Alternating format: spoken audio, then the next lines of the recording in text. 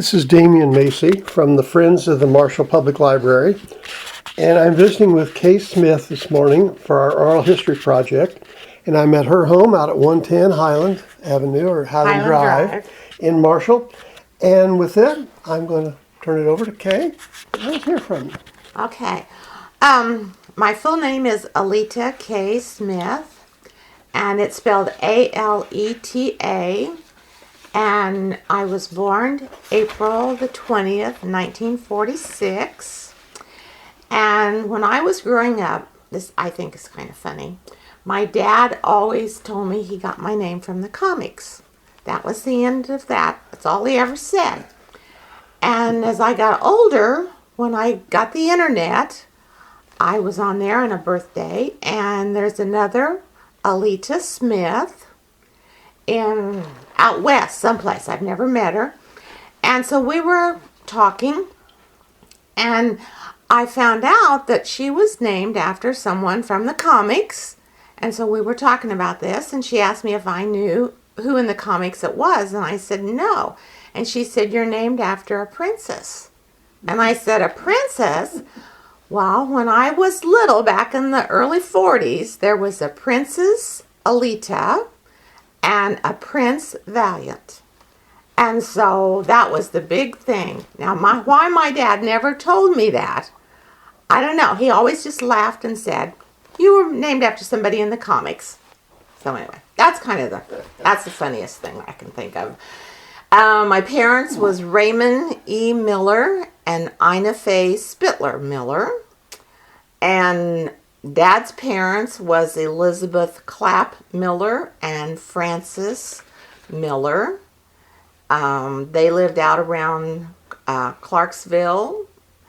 And my mother's parents was Sarah Saloma Kyle Spittler, and her husband was Herman Dean Spittler, I think, or Herman Glenn. I'm not sure. I think it was Herman Glenn, because Uncle Junior is Herman Dean. I get that all mixed up sometimes. Let's see. I have one sister, Jacqueline Miller Titus. She's married to Gail Titus. I married Ken on June the 4th, 1967. And we have two children, Curtis Neal Smith, and he was born March the 22nd, 1970. And Chandra K. Smith, she was born December 22nd, 1971, and her name is spelled Chaundra. And she lives in Decatur and is the plant manager of the City of Decatur water plant. And Curtis lives in Marshall, and he is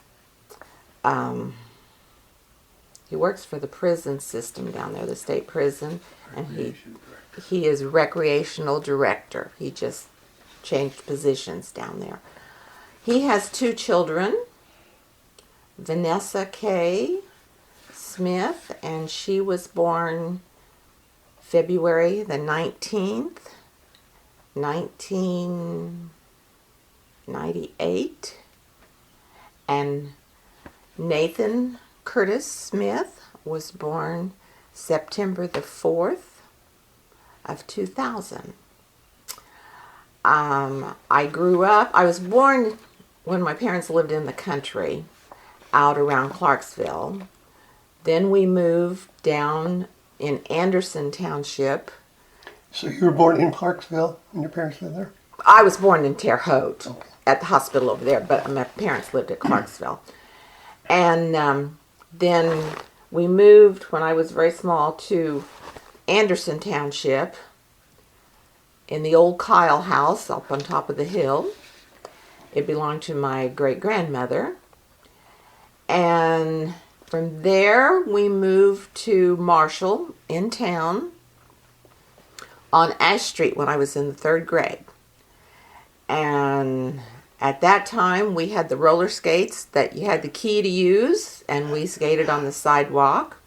We had pogo sticks and jumped in the middle of the street, and bicycles, and lots of kids in the neighborhood, and you just played outside and you didn't worry about anything. Except for one thing. When the fire siren went off, Jack Mallory lived across the street from me, and he was on the fire department.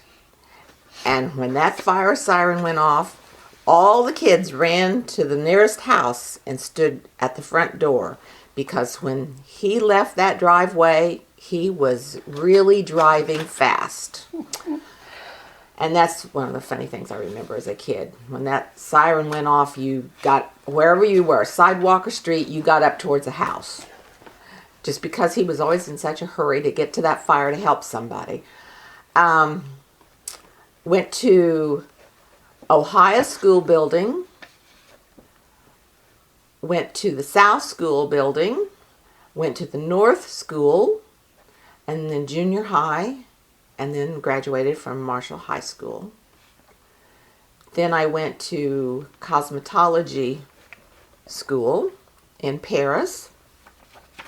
Graduated from that. Did that 10 years. Then I started working as a social worker for the state of Illinois. I was doing Felicia Lowry's hair, and she worked for the state of Illinois. Yeah. And she told me about a job opening that was going to be coming along, and I went and tested and got that job and worked with Felicia and Margaret Turner, Janet Luce, and Fred Schaefer was the superintendent or the supervisor of the office. And that was during the time that Opal Martin, I actually took her place. She was diagnosed with cancer. And then Emma Louise Mitchell had worked there, but she was off sick also. So I was pretty fortunate to get that job. But it was kind of the same as when you're doing hair, you're listening to stories, and then you go into social work and you're listening to stories again. So How long did you work at the public aid office? 30 years. Oh, really? Okay. I knew you had retired there a few years ago. Yes. Went to work January the 2nd, 1974. I was laid off when the state did some downsizing. I was laid off for 11 months. And during that 11 months, I spent my whole time working at the church. I go to the Baptist church. Mm-hmm. And we were redoing the parsonage. Oh, yeah. And I just got up and went to work there. And the strangest thing, we finished up that parsonage, like, I don't remember now the exact date, but within a week, I had a phone call to come back to work. So I always just kind of thought, maybe God laid me off so I could go work at the parsonage. I painted and wallpapered and worked, didn't it? Worked, and then I was called back to work for the state, and I got 30 years in for the state, and I retired. Let's see. I was 56 when I retired. So I don't know what year that was. I forgot by now. But anyway, that was a long 30 years, I'll tell you. I really did enjoy working for the state. I did several different positions as I worked for the state. I started out as clerical, taking Opal Martin's place, and that was $448 a month when I started working. And that was in 1974? That was 1974. January the 2nd, 1974 is when I started working there. And then I was a caseworker. Then I was jobs representative or coach, where I went around to 8 different counties, traveled, and was a facilitator or teacher. and taught job applications and interview type things, a lot of that. Then I was back in Edgar County and worked 2 years in Edgar County back as a caseworker. Then after that 2 years, I came back to Marshall and worked down here and retired from the Marshall. I did a full circle. When I was traveling, my base office was Charleston, but I had 8 counties that I went around to. And let's see. I can't think. What else? Did you have some kind of strange or interesting visits in some of those experiences in other counties, or even in Clark County? Well, yes. You go in. When I was first caseworker, you go in and sometimes you think, I just can't sit down today. The houses were pretty bad, and you could see flies eating and drinking out of their cereal bowls that were still left on the table, and a lot of filth and dirt that you just don't realize until you're a caseworker. They don't even do home visits now. Oh, they don't. No, that's been gone. Tell about Easter days, but don't mention the name. Oh. I went to one house and they wouldn't let me in the house at all. And they carried the lady to the door, and I talked to her through the door. I didn't think I really needed to go in the house. The garage was a mess. I could see from where I was standing outside the door, so that was kind of bad. And then one thing, when I was a facilitator, I was at Mattoon in Salvation Army. That's where we met, was at the Salvation Army building. And they served lunches downstairs. And you had a lot of men that were very obnoxious and well, they had been put down so much and they didn't have any jobs, and you kind of felt bad because they didn't want to be there, and yet they had to be there to get money and stuff to help their families. And this one guy, he was real sharp-tongued and really getting nasty. And I told him, I said, if you will, it was his first meeting to come. I said, if you will do what you're supposed to do and everything, I will buy your lunch next month when we meet here. Now, he didn't think I would, and he didn't know that every day when I met there, I went downstairs and ate lunch with everybody that I just had been meeting with. But it was his first time. So anyway, the next month he came and I said, hey, I'm buying your lunch today. And he looked at me and he said, you really are? And I said, I certainly will. If you'll eat with me downstairs when I eat with everybody else, I'll buy your lunch. And it just kind of changed the whole group's attitude, because I don't know, lots of times they think, well, she just thinks she's bigger than I am or better than I am. I think you're on a pedestal, I think. Yes. And so I didn't have any problems with that group anymore. They would help me carry in my stuff and everything. And I did. Every month I ate lunch with the same group that I was teaching upstairs. It just, it made them feel more comfortable that I would socialize with them, besides being just someone saying, you have to do this and this. So that was one experience that I thought was kind of neat. I can't think of any other that... As a youngster growing up, you mentioned the pogo stick and the skates. Yes. Did you have some other hobbies as a youngster that maybe even carried into today? I was in a lot of activities. My mom and dad both worked. Dad was a policeman, and Mom worked at Martin's drugstore. And so I was in quite a few things. And Janie Pierce, Doc and Lorene Pierce's daughter, was one of my best friends, still is. And Lorene was the 4-H leader, so we joined 4-H And we were probably in third grade when we went to 4-H, and I was in 4-H all that time. And she taught us sewing and cooking, and then we participated in the fair projects and things like that. What was the daughter's name? Janie. Janie? Yeah, she was Martha Jane, Yeah. was her full name.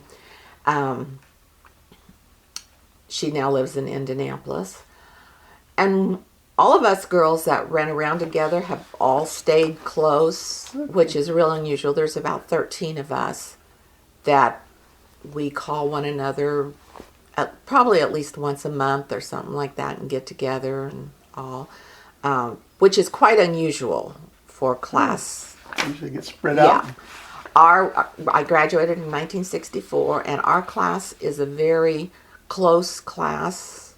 I think we all have kind of grown up and got over the I'm better than you and all of that stuff that happens when you're in high school. So I was in 4-H. I was in Girl Scouts, did a lot of going to Girl Scout camps and all kinds of things like that. I was in the sports activities, which was GAA. At that time, they did not have any girls' athletic things. Ken and I went to a track meet last night for our grandson, and as we were walking out, I said, if they would have had this when I was in high school, I'd have been right out there amongst all those kids having the best time ever. I was an attendant for the Christmas dance. I don't even think they have Christmas dances anymore, but we used to have I think so. Queen, the Christmas Queen, and the attendants from all the classes. So I was Christmas attendant twice. National Honors.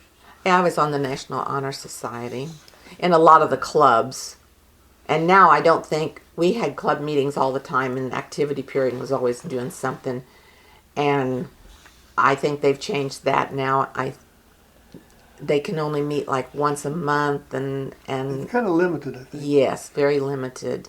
And that's kind of sad, because you need a lot of your social activities. That's part of rounding out your growth as a youngster. Were there any events in school, meaning high school, that really stand out, that was something special for you? No, I was involved in a lot of stuff. Went to all the dances and the proms and all the different activities that they had at school. Tried to do shorthand. Poor Mrs. Bush. Oh, that was a disaster. Shorthand was not my thing. I thank Mrs. Hutchins every day for teaching me how to type. It's amazing. That's Mildred Hutchins. Yes, Mildred Hutchins. I've told her when she was alive many times how thankful I am that she kept standing up there, A, A, B, B, and all that. She was a very good teacher. Really enjoyed her. As I became married and started our family, I was a Girl Scout leader. I was a Boy Scout leader. Okay. And Ruth Ann Aniker and I did that together. We co-worked things together. I worked with PTA, which I don't even know if they have PTA anymore now or not.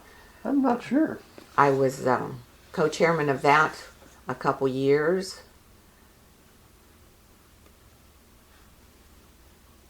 And I've always sewed, and Lorene Pierce from 4-H, I've always sewed.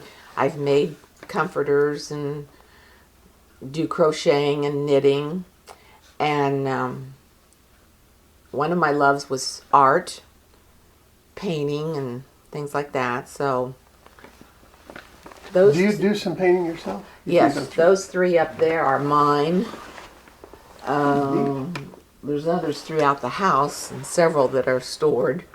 And then later, after my granddaughter came along, she wanted to do photography, so she's kind of shy. So I went to photography class with her, and she's very talented with photography. And so we've taken photography up, and I've got several pictures of that. Here's one, because now I'm a snowbird, and I go to Florida in the wintertime. And that is a road down in Florida. And it's beautiful. It's just a gorgeous road. It looks a lot like the drive out to Edisto Island in South Carolina, too. With and the Spanish moss hanging on all of them. So that's where I thought maybe that was. But that's a great picture. Yeah. Wow, that's neat. Thank you. Let's see. One of the things that I think that has been, I've seen so much change is the technology. That, when I started working, we were modern. We did have the electric typewriter. But then, by the time I quit, we had the computers. And the computers just make everything so much easier if they're working good. And you know what you're doing. But I've sometimes got into a mess with them too. But I'm very fortunate because I have 2 grandkids that they don't think anything about it. And I just call them and they come over and help Grandma out and get me straightened out and get me going the right way again. Telephones are the same way. The cell phones, they're wonderful, but I can mess them up too. If you considered your home as a homemaker, what's the most significant appliance or invention that's really, you think, makes it so much easier for you? For me, it's the microwave. No, the refrigerator probably would be very important too because it keeps things cold. You don't have to worry about spoilage. But probably the microwave is I don't think I could do without my microwave anymore. How about the car? That's very important too. I have my own and he has his. Yes, that's very important too. Is there an event somewhere along in your lifetime that, boy, it just sticks in there that event really changed your life or really is significant in your span of years? No. I have enjoyed every part of my life, each stage that I've gone through, and I love where I'm at right now. I have no desire to go back to college, go back to school, or anything like that. And I did go, besides the cosmetology, I did attend Lincoln Trail, and then I did attend Eastern. I was not fortunate enough to graduate from college, but I did attend both of those and get some credits. Did a lot. Ken and I both worked with swim team. The kids were on swim team forever. It just seemed like there was a lot of things going on with the children. We spent our whole life working with them. How about your wife being the wife of a politician and the mayor of our city? That really did not affect me so much out in the public. I did a lot of behind the scenes work on that. I always did volunteer a lot, whether it be at church on different committees or with the school kids or swim team or whatever the children are in. I was there supporting them. So I was very supportive of Ken and his mayor job. But I didn't go into very seldom went into the office. That was his thing. If he needed something that I could do, I would do it. Worked many, many hours at Harlan Hall to help get that going. Did a lot of volunteer work there. But that, I might have done that. Maybe not as strongly and as many hours as I put in there. But I probably would have done some of that even if he hadn't been mayor. Have you thought of any political career of your own? No, thank you. I have no desire to be out in the public at all. I help. We did when he was mayor, to help fundraise some money for Harlan Hall. We did start the bingo at Harlan Hall and had the big Christmas bingos, which is now still going on. I get turned all that over to Jennifer Bishop at the chamber, and I help her with anything that she needs, any information or anything like that. Gave her all my forms and everything so that she was totally not in the dark as I was, because when we started that, I just had been a bingo player and not the organizer of a big bingo event, and it was very successful. I was real pleased with that, and she's very happy with the way it's going now too. Okay, you'd used the phrase snowbird when you picked up that picture. Yes. You're spending a great deal of time now in the warm climate. I leave the day after Christmas usually. Would like to leave sooner, but I think I need to spend a little time with him. And then I don't come back home until the 1st of April. And I would stay even a little longer if Ken would be willing to stay a little longer. But he misses Marshall. But yes, I am a snowbird. We have a place in Okeechobee, and it's in Ancient Oaks. It's 55 and older community, gated community. How do you spell Okeechobee? O-K... E-E. E-E-C-H-O-B-E-E. Okay. It's a regular little home down there. They call them park models, and then it has a Florida room on it. So it's a 2-bedroom, 2 full bath little home with a storage shed and a laundry room. And Well, we spend a couple months in Florida anyway, January and February, and the question most people ask us, well, what do you do? oh my, there's bingo there. I don't do well with Ken's being sick last year. I kind of dropped out, and then this year I didn't quite get back into it. But there's bingo, there's horseshoe, there's volleyball, or no, not volleyball. Badminton. It's not badminton. It's that new one that they just come out Bocce with. ball? They've got bocce, that little English game. They've got that. They've got a billiards room. They got cards, all kinds of cards. The heated swimming pool, the hot tub.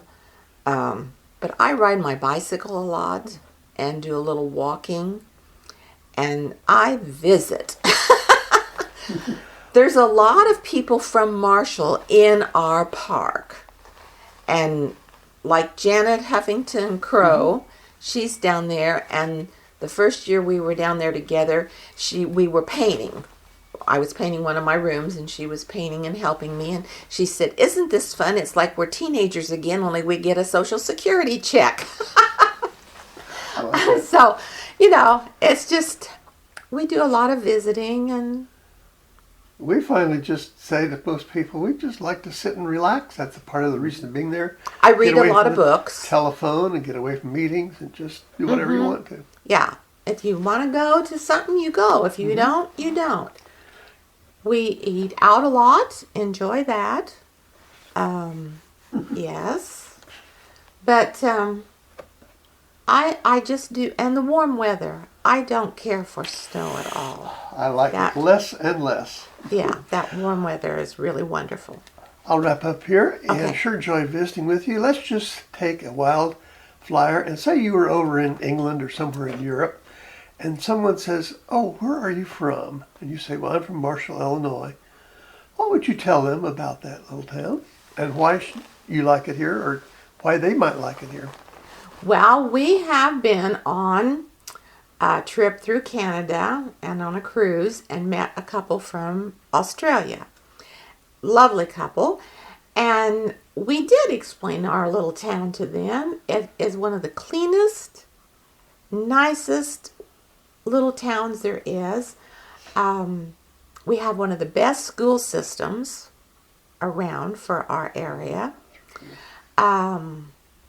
It's just a real friendly, I think, a very welcoming community to welcome people to it. We have a lot of things going on now with the nursing home and the assisted living and the junior college satellite being here, and there's just so much going on. We don't have Job's Daughters. My daughter was in Job's Daughters, and she was honored queen for that. And I was, again, volunteered as one of the associate guardian treasurers for that. Ken was the associate guardian. But it's just a real, when you drive through and you see how neat and clean the town is, it's such a beautiful impression that it gives everyone. I think the streetscape has helped. It's just, it's just a beautiful little community. I think the reaction I've heard from many people who have come to visit us or been from another place have commented on how clean and neat the places are downtown, the residential areas, and also how nice people keep their properties. Yes, yeah, that's one of the things. Part of it. The homeowners work hard to keep their homes going nice and pretty. Well, with that, Kay, I appreciate so much you're taking the time hope out that today. gave you what you And that's wanted. exactly what we're after, is someone somewhere is going to listen to that and say, gee, I knew that lady, and I didn't realize she was involved in this or that. But that's exactly the purpose of it, and we've enjoyed this. There's a lot of things I was involved in that I probably forgot, but